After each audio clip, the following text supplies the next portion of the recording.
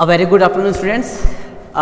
Last class में हम लोगों ने इंसॉल्वेंसी अकाउंट के अंदर में स्टेटमेंट ऑफ अफेयर्स बनाना सीखा था और हम लोगों ने डेफिशिएंसी अकाउंट भी बनाना सीख लिया था। ठीक है, सो चीज़ें तो ऑलरेडी हम लोग डिस्कस कर चुके थे एक एक चीज़। ठीक, अगर आपको कुछ याद ना आ रहा हो तो आप लास्ट क्लास देख लेना, आपको चीज़ें सारी बिल्कुल क्लियर हो जाएंगी।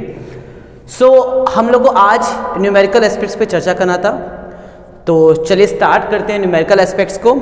और एक क्वेश्चन हम लोग उठाते हैं, आई होप आप लोगों को क्वेश्चन दिख रहा होगा। सो मैं क्वेश्चन पढ़ता हूँ, ठीक है।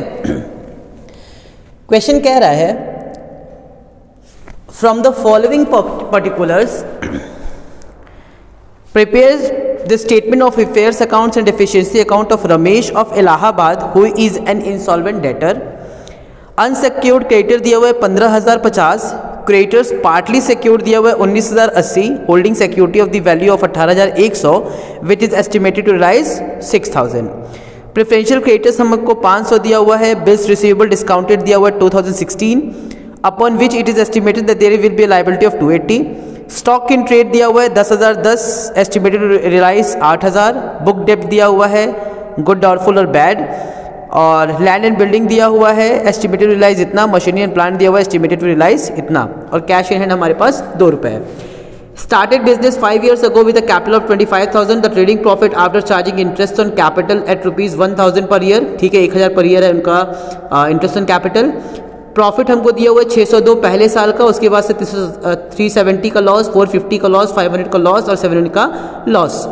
उसकी ड्राइंग भी हमको दिया हुआ है और वो है 900 a year, and there was a speculation loss of 1590 during the whole period of 5 years. You have to prepare insolvency, you have to prepare statement of affairs account and deficiency account. चलिए, तो I hope question clear हो गया होगा। एक एक करके हम लोग समझते हैं। तो सबसे पहले हमें अनसिक्योर्ड क्रेडिटर्स दिए हुए 15,050। तो एक काम करते हैं, सबसे पहले हम अनसिक्योर्ड क्रेडिटर लिख देते हैं। ये वर्किंग नोट में हम लिख रहे हैं, ठीक है, अनसिक्योर्ड क्रेडिटर्स। और अनसिक्योर्ड क्रेडिटर्स हमारे पास हैं कितने? 15,015। एक ये हमारे पास अनसिक्योर्ड क्रेडिटर्स है और इतना ही मुझे पे भी करना होगा, तो 15,050 ही हमको पे भी करना होगा। ठीक है, अच्छा। उसके बाद से कह रहा है कि क्रेडिटर्स पार्टली सिक्योर्ड दिया हुआ 19,080।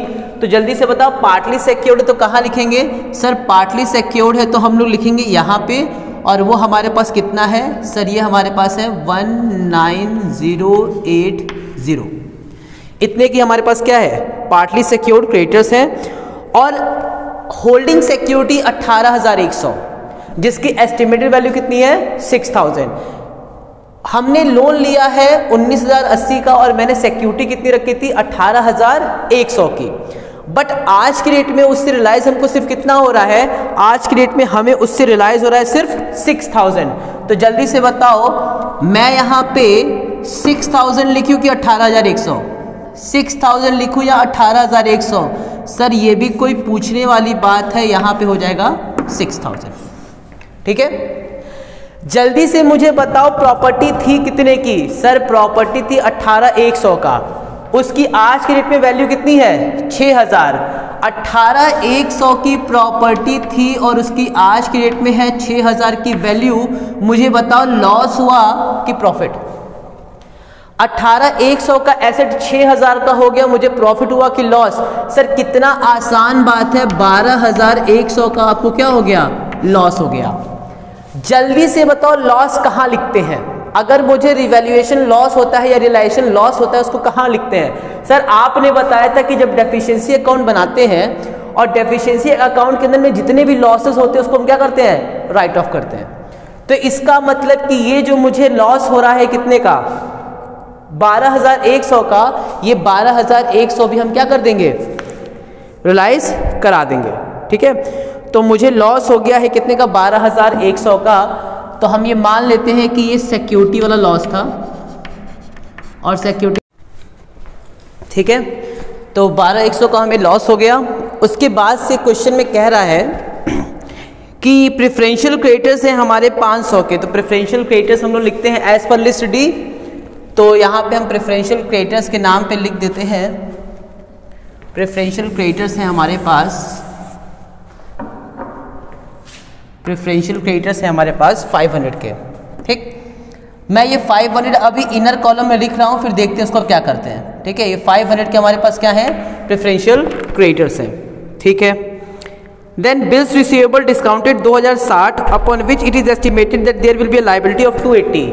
मैंने 2060 के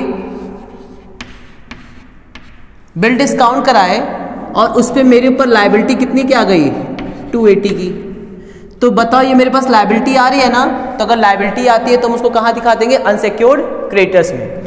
और एक और हमारे पास बिल डिस्काउंटेड डिसऑनर्ड की लायबिलिटी आ रही है, तो वो कितने की आ जाएगी, 280 की। ठीक है, बिल डिस्काउंट कराते हैं और अगर वो डिसऑनर्ड हो जाता है तो उसकी जो लायबिलिटी होती है वो हम कहाँ लिखते हैं, डेफिशिएंसी अकाउंट के राइट हैंड साइड पे। क्यों, क्योंकि उतने वो मेरा लॉस है और उससे मेरी कैपिटल क्या हो जाती है, कम हो जाती है। और वैसे ही यहाँ पे भी मैंने पिछली क्लास में डिस्कस किया था कि जो बिल मैंने डिस्काउंट कराया है उससे मेरी क्या होती है, लायबिलिटी बढ़ती है, तो मैंने लायबिलिटी भी अनसिक्योर्ड क्रेडिटर्स क्या कर दिया, बढ़ा दिया। ठीक है, फिर कह रहा है स्टॉक इन ट्रेड जो है वो है 10,010। तो स्टॉक इन ट्रेड हमारे यहाँ कितना है, 10,010। कितना रियलाइज होगा, 10,010 के स्टॉक को हमको रियलाइज होगा 8,000। तो 10,010 का स्टॉक है और वो हमको रियलाइज कितना होगा, 8,000। जल्दी से बताओ इसका लॉस हम कहाँ लिखें, 10,010 का मेरे पास स्टॉक है और वो रियलाइज हुआ है 8,000, उसको मैं कहाँ लिखूं लॉस। वेरी वेरी गुड, ये जो 2010 का लॉस हुआ है उसको हम लिख देंगे यहाँ पे डेफिशिएंसी अकाउंट में। ठीक है, हाँ सर। फिर कह रहा है हमारे पास बुक डेप्ट है, गुड है, डाउटफुल है और बैड है। तो गुड डाउटफुल डेप्ट यहाँ लिखते हैं। गुड हमारे पास है 7,860, तो इसको हम बाहर भी लिख सकते हैं 7,860, इनर में भी कितना हो जाएगा, 7,860। डाउटफुल हमारे पास कितने हैं सर, डाउटफुल हमारे पास है 650, जो एस्टिमेटेड टू रियलाइज 178 है। 650 लेकिन रियलाइज सिर्फ कितना होगा, 178 है। 650 रियलाइज कितना होगा, 178। जल्दी से बताओ क्या बाकी बचा हुआ बैड डेट हो गया, हाँ सर बाकी बचा हुआ क्या हो गया, बैड डेट। बताओ कितना बैड डेट हुआ मेरा, 650 थे और 178 सिर्फ मिलेगा। इसका मतलब कि 2, 14 में से 7 जाएगा, बचेगा 7, यहाँ जाएगा 5 में से 1 जाएगा, ये 472। So 472 is our bad debt, 472 is our bad debt. ठीक है, हाँ सर, इतना हम लोगों ने कर लिया। अब आगे बताइए क्या किया जाए। नेक्स्ट फिर कह रहा है कि लैंड एंड बिल्डिंग 8,000 है, estimated realize 5,000। Land and building हम लोगों ने कहीं लिखा नहीं है, तो अदर में ही डाल देते हैं बिल्डिंग। और बिल्डिंग हमारे पास कितनी थी सर, बिल्डिंग हमारे पास थी टोटल 8,000 की, लेकिन 5,000 मिलेगा। तो 8,000 मैंने यहाँ लिख दिया और 5,000 मैंने यहाँ लिख दिया। जल्दी से बताओ 3,000 का लॉस कहाँ जाएगा, वेरी वेरी गुड, 3,000 का लॉस हमारा इसमें जाएगा। तो फर्नीचर को हटा करके लिख देते हैं बिल्डिंग, और बिल्डिंग हमारे पास कितना हो जाएगा, 3,000। ठीक है, हाँ सर। फिर कह रहा है कि machinery and plant 12,500, estimated realize 5,500। तो मशीनरी एंड प्लांट हो जाएगा तुम्हारा 12,500 और एस्टिमेटेड रियलाइज 5,500। बताओ कितने का लॉस हो गया सर, हमें लॉस हो गया यहाँ पे 7,000 का। कितने का लॉस हो गया, 7,000 का। तो मैं यहाँ पे मशीनरी में लिख दूंगा 7,000। ठीक है, हाँ सर, है ना इजी। नेक्स्ट है कैश इन हैंड 2 रुपीज़। तो कैश इन हैंड तो बाहर भी 2 ही होगा और इनर में भी 2 ही होगा, क्योंकि इसमें तो कोई मतलब है नहीं। कह रहा है कि उसने बिजनेस स्टार्ट किया था 5 साल पहले with a capital of 25,000। So capital हम कहाँ लिखते हैं, कैपिटल हम लिखते हैं excess of asset over liability, and excess of capital over liability हमारे पास है 25,000। ठीक, 25,000 की उसकी कैपिटल थी।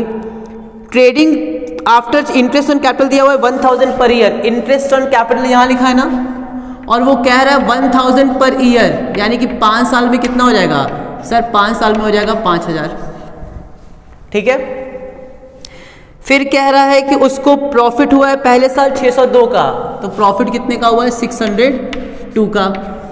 ठीक, फिर कह रहा है कि उसको लॉस हुआ है 4 साल 370, तो लॉस जो हुआ है वो यहाँ लिखते हैं। तो लॉस उसको कितना कितना हुआ है, स्पेकुलेशन लॉस अभी हटा देते हैं। 370 का लॉस हुआ है, 450 का लॉस हुआ है, 370 plus 450 plus 500 plus 700 plus 500 plus 700, तो कितने का उसको लॉस हो गया है, ये हो गया 7 5 12 12 4 16 1650 2020 2020 का उसको लॉस हो गया। यहां तक कोई दिक्कत है?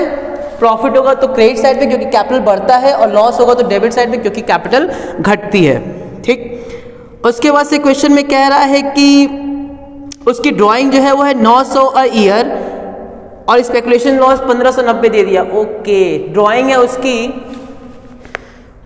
उसकी कितनी 900 पर मंथ, तो 900 पर ईयर होगा तो कितना हो जाएगा 4500 5 साल में, 900 इंटू 5, और स्पेकुलेशन लॉस दे ही दिया। कोई बात नहीं, स्पेकुलेशन लॉस तो हमने लिखा था, मिटा दिया, कोई दिक्कत नहीं, यहाँ पे लिख देते हैं स्पेकुलेशन लॉस। और स्पेकुलेशन लॉस है हमारे पास,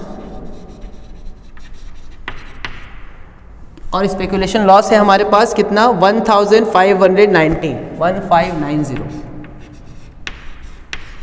ठीक, इतना काम हो गया। अब हमको इसको पैकअप करना है। क्या करना है? पैकअप करना है। तो सबसे पहले अनसिक्योर्ड क्रेडिटर्स हमारे पास टोटल कितने हो गए 15,000 2 17,110, तो ग्रॉस लायबिलिटी हमारी कितनी हो जाएगी 17,110। नेट लायबिलिटी हमारे पास कितनी की होगी? नेट लायबिलिटी इतने की होगी 0 8 5 13 का 3 क्या हासिल 3 5 1 15,330, तो 15,330। ठीक, फुल्ली सिक्योर्ड कुछ है नहीं, सरप्लस कुछ है नहीं, इसको छोड़ देंगे। पार्टली सिक्योर्ड क्रेडिटर्स में कितना आ जाएगा, इसको माइनस करने पे आएगा 13,080 13,080। ठीक, प्रेफरेंशियल क्रेडिटर्स हमने बताया था कि प्रेफरेंशियल क्रेडिटर्स लिखते इधर लेकिन वो एज पर कंट्रा इधर हो जाता है, तो यहाँ पे प्रेफरेंशियल क्रेडिटर्स कितना दिया है 500, तो यहाँ पे हम 500 माइनस कर देंगे। ठीक है, ओके सर। तो यहाँ हम इनर कॉलम में नहीं लिखते हैं, इसको इनर कॉलम में लिखते हैं, फिर इसको हम एज पर कंट्रा किधर लिखते हैं, इधर लिखते हैं। इस पे मैंने एक्सप्लेनेशन पिछली क्लास में बहुत क्लियर दिया हुआ है, तो आप एक बार एक्सप्लेनेशन को देखना जरूर, ठीक, कि क्यों ऐसा करते हैं। ठीक, तो प्रेफरेंशियल क्रेडिटर्स हमने यहाँ लिख दिया, उसके अलावा हमारे पास और इधर कुछ नहीं है, तो इसको हम टोटल कर लेंगे और ये आ जाएगा, इसको भी छोड़ देते हैं। इसकी हम बात करते हैं तो पहले इसको भी कर लेते हैं। ये हो जाएगा 8 5 13,500, 13 और 5 18,500, 5 5 10 10,500, 18,500 18,502, यहाँ तक आ जाएगा हमारा 18,502।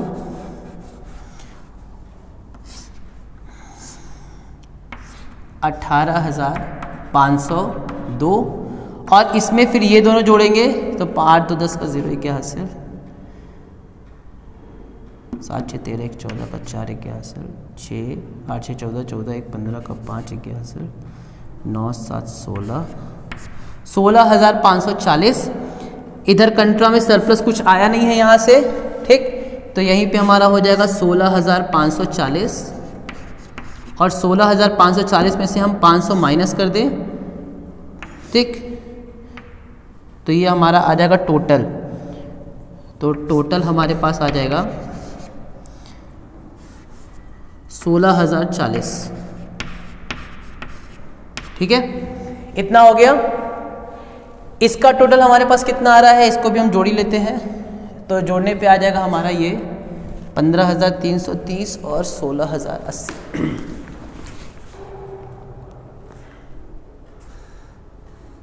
ये आ जाएगा 28,410, 28,410 ये आ गया, और इधर भी तब उतना ही होगा 28,410 ही, 28,410 यहाँ भी होना चाहिए। ठीक, इसको भी जरा हम टोटल कर लेते हैं, तो इधर साइड का अगर हम टोटल करें तो ये हमारा आ जाएगा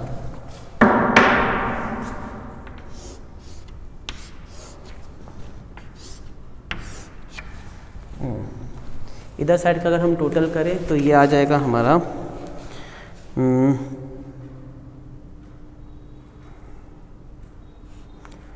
472, 2010, 7,000, 3,000, 280, 12,100, ये आ जाएगा आपका 25,900, 32972, 32972, 32972, जितना इधर है उतना यहाँ भी होगा 32972। बट क्या ये टैली कर रहा है? नहीं। 25 5 30, 30,602 ही हो रहा है। ये कितना हो रहा है? 25 5 30, 30,602। इसका मतलब कि मेरे पास डेफिशिएंसी कितने की आ रही है? हमारे पास डेफिशिएंसी आ रही है 2,370, 2,370, 2,370। यही 2,370 हम कहाँ लिखेंगे? यहाँ पे भी 2,370। तो ये तो टैली करना चाहिए। ओह, ये 26 होगा, सॉरी, ये 26 हो जाएगा, ये भी 26 हो जाएगा और ये हो जाएगा 26। ठीक, तो 26,040 प्लस 2,370, देखो इतना ही आ रहा है कि नहीं? अगर ये इसको ऐड करने पे सेम आ रहा होगा, अगर ये इसको, ये जो अमाउंट हमारा इधर आया है, ये अमाउंट हम कहाँ लिखेंगे? यहाँ पे। अगर इसको यहाँ पे लिखने पे इसकी टोटल जो है अगर वो इससे मैच कर रहा है दोनों से, इसका मतलब कि हमारा आंसर सही है। अगर ये टैली नहीं कर रहा होगा तो इसका मतलब गड़बड़ है। ठीक, तो एक बार हम क्विक रिवीजन करते हैं। सबसे पहले हमने डेफिशिएंसी में सारा अमाउंट लिख दिया, डेफिशिएंसी का टोटल यहाँ लिख दिया, यही सेम टोटल हमारा यहाँ होगा। लेकिन जब हम इसका बैलेंसिंग फिगर निकाल रहे हैं, हम क्या निकाल रहे हैं? Balancing figure. तो ये बैलेंसिंग फिगर कितना आ रहा है? 2,370। यही बैलेंसिंग फिगर अगर हम यहाँ लिख दें और इसमें इसको ऐड करें तो ये टोटल इस टोटल के क्या होना चाहिए? बराबर होना चाहिए। यानी कि एक तरह से ये टोटल यहाँ लिखेंगे और इस टोटल का डिफरेंस जो है वो हमारा क्या होना चाहिए? डेफिशिएंसी से मैच करना चाहिए। अगर मैच कर रहा है तो इसका मतलब हमारा क्वेश्चन सही है। और इसको भी हमने पिछले बार एक एग्जाम्पल लेकर क्लियर किया था। ठीक है, सो एक बार इसको भी देख लेते हैं। सबसे पहले हमने सारी प्रॉपर्टी को रियलाइज करा के आउटर कॉलम में लिख दिया, उसकी बुक वैल्यू इधर लिख दिए और इन दोनों का जो डिफरेंस रहा होगा वो कहाँ लिखते हैं? As a loss. ठीक, इसका टोटल इतना आया, इसमें हम लोगों ने ये सारी चीजें ऐड की तो इसका टोटल ये आया। इस टोटल में से मैंने प्रेफरेंशियल क्रेडिटर्स जो कंट्रा से आए थे, कंट्रा का मतलब इधर से, तो कंट्रा वाला जो प्रेफरेंशियल क्रेडिटर्स था उसको हम क्या कर देंगे? सब्सट्रैक्ट कर देंगे। सब्सट्रैक्ट करने के बाद से जो हमारे पास टोटल आएगा उस टोटल में हमारा जो डेफिशिएंसी निकल के आया है उसको क्या कर देंगे? ऐड कर देंगे। अब ये इससे क्या होना चाहिए? टैली होना चाहिए। अगर टैली हो रहा होगा तो हमारा क्वेश्चन सही है, अगर टैली नहीं हो रहा होगा तो हमारे क्वेश्चन में कुछ ना कुछ गड़बड़ है। ठीक है, सो आई होप आप लोग को ये क्वेश्चन क्लियर हो गया होगा। नेक्स्ट एक और क्वेश्चन हम लोग उठाएंगे। ठीक है, सो एक क्वेश्चन हम लोग और करेंगे ताकि हमारा कंसेप्ट एकदम क्लियर हो जाए। आप लोग इसको बहुत प्रॉपर तरीके से नोट डाउन कर लो। ठीक है, आराम से वीडियो पॉज करके आप इसको नोट कर लेना।